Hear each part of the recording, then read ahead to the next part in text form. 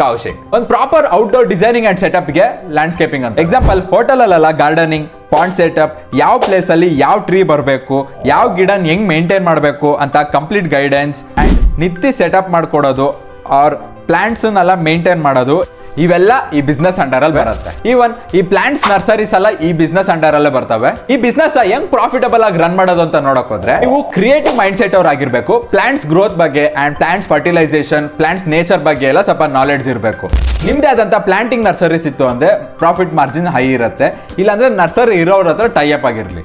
ನೀವು ನಿಮ್ gardening creativity skills ಒಂದು ವರ್ಚುವಲ್ ಡಿಸೈನ್ ತರ ಮಾಡಿ, ಇಮೇಜಸ್ ಒಂದು ಕ್ರಿಯೇಟ್ ಮಾಡಿ ಗ್ರಾಫಿಕ್ಸ್ ಅಲ್ಲಿ, ಅದನ್ನ ಇನ್ಸ್ಟಾಗ್ರಾಮ್ ಅವ್ರ ಫೇಸ್ಬುಕ್ ಅಲ್ಲಿ ಪೋಸ್ಟ್ ಹಾಕಂತ ನೀವು ಮಾರ್ಕೆಟಿಂಗ್ ಮಾಡ್ಕೊಬೇಕು. ಅವ್ರು ನೀವು ಮಾಡಿರೋ ವರ್ಕ್ಸ್ ಪೋಸ್ಟ್ ಮಾಡ್ತಾ ಮಾರ್ಕೆಟಿಂಗ್ ಮಾಡ್ಕೊಂತ ಹೋಗಿ. ದೊಡ್ಡ star hotel, golf hotel gardening maintenance, apartment gardening maintenance tender ನ ರೀಚ್ ಮಾಡಕ್ ಟ್ರೈ ಮಾಡಿ. ಈ ಬಿಸ್ನೆಸ್ ಫಾರಿನ್ ಕಂಟ್ರೀಸ್ ಅಲ್ಲಿ ಗೇಟ್ ಇಲ್ಲದೆ ಲಾನ್ ಇರೋ ದೇಶಗಳಲ್ಲಿ ಹೈ ಡಿಮ್ಯಾಂಡ್ಸ್ ಇದಾವೆ. ಬಟ್ ನಮ್ಮ ಇಂಡಿಯಾ